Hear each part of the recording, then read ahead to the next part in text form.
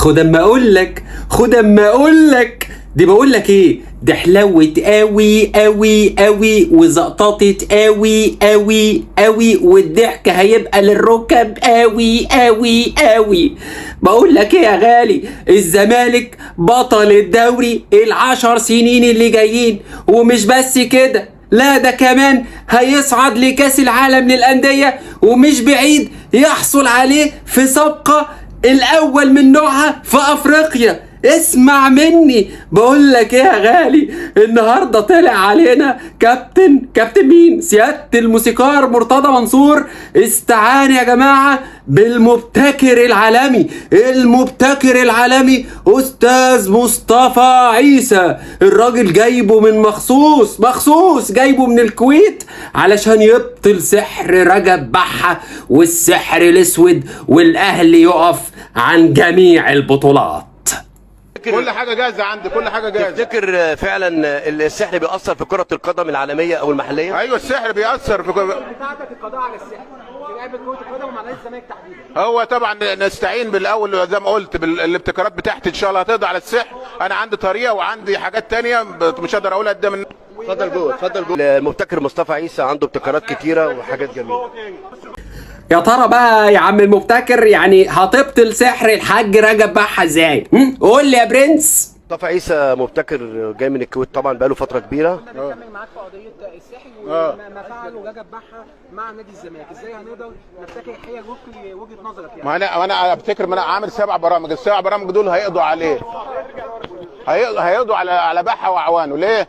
لان هو بيستعين بسحر واحد، انا بستعين ب7 برامج، لان دول بيلخبطوا حساباته. هو ما بيبقاش عامل حساب ان هو فيه ابتكارات ولا حاجه، عامل حساب النادي بيلعب بطريقه معينه، انا اعمل السحر بتاعي واخلص على النادي. لا، انا اعمل له 7 برامج وتكتيك جديد هيقضي على بحة واعوانه. قال لك عنده 7 برامج والحاج رجب بحة عنده برنامج. على اساس ان رجب بحة شغال بالويندوز والاستاذ مصطفى عيسى عنده 7 برامج انتي فيروس، فكده حضرتك ال7 برامج الانتي فيروس هيبقوا ضد يعني برنامج الويندوز بتوع الحاج رجب بحة، وبكده ال7 برامج انتي فيروس يدبوا ويقاوموا برنامج الحاج بحة، وبالتالي الزمالك يسيطر على جميع البطولات. اعمل له 7 برامج وتكتيك جديد هيقضي على بحة واعوانه. وهم طب يا ترى يعني يا استاذ مصطفى يا مبتكر يا عالمي يا فز، استخدمت الطريقه دي قبل كده؟ ها قول لي بس فهمني.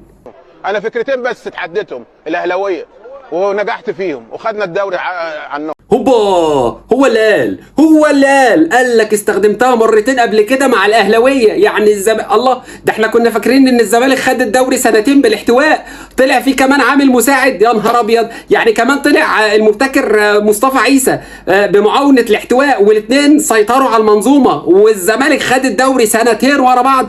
بسم الله ما شاء الله يا جماعه. مش بقول لكم الزمالك بطل الدوري ال10 سنين اللي جايه، وكمان كاس العالم للانديه. وبعدين يعني يا استاذ مصطفى عيسى، يعني هو حضرتك يعني السنتين دول ليه الزمالك ما كملش؟ النسخه وقعت يعني؟ برنامج الانتي فيروس بتاعك ضرب، الحاج رجب بحة جاب انتي فيروس اجمد من الانتي فيروس بتاعك وسيطر عليك، ولا نسخه الويندوز بتاعت الحاج رجب بحة يعني سيطرت عليك انت بزياده وقضت على الفيروس والانتي فيروس؟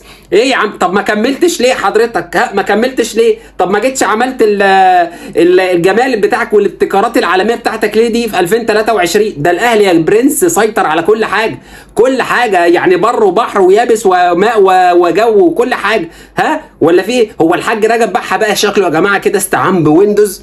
ولا تقول لي ويندوز 7 ولا ويندوز 8 ولا ويندوز 10؟ هو شكله جاب ويندوز كده ها يعني من المريخ. علشان كده يعني الكابتن او المبتكر مصطفى عيسى ما قدرش يسيطر عليه. يا نهار ابيض يا جماعه، انتوا شفتوا يا جماعه احنا وصلنا ليه؟ شفتوا بجد احنا وصلنا ليه؟ وتخيل بعد كل اللي بيعمله مرتضى منصور ده، والنهارده برضه طلع يعلق لك اليافطه وال7 اكبر من ال9، واديني عقلك او انت بتعمل يا عم برنامج الكاميرا الخفيه حضرتك؟ هو انت عايز ايه يا كابتن؟ يعني مش فاهم. هو لسه في ناس بتصدقك؟ عارفين يا جماعه بجد والله المشكله ان لسه في ناس بتصدق مرتضى منصور، ولسه في ناس بتطبل لمرتضى منصور. انت شفت المذيع اللي بيتكلم عم مصطفى عيسى ده اللي ما كناش نسمع عنه في طبق اليوم ده؟ بيكلموا يعني اللي هو جهبذ حضرتك، جهبذ. ده مرتضى منصور مجند تقريبا كل الاعضاء الجمعيه العموميه والنادي علشان يبقوا في خدمته. ايه يا جماعه ده؟ ولسه في ناس بتصدق، ولسه في زملكاويه برضو يعني برضو بيطلعوا بيصدقوا الكلام اللي هو بيقوله. علشان كده للاسف الزمالك هيفضل طول عمره في هذه الخراره. وعلى فكره احنا مش زعلانين، خليكوا يا جماعه في الخراره بتاعتكم دي، وخليكوا في مصطفى عيسى وفي رجب بحه وفي مرتضى منصور، واحنا بعون الله سابقينكوا يعني بسنين ضوئيه. واللي حصلني كسرني يا برنس، ربنا معاك بقى وبركاتك بقى يا عم مصطفى عيسى، بركاتك يا برنس.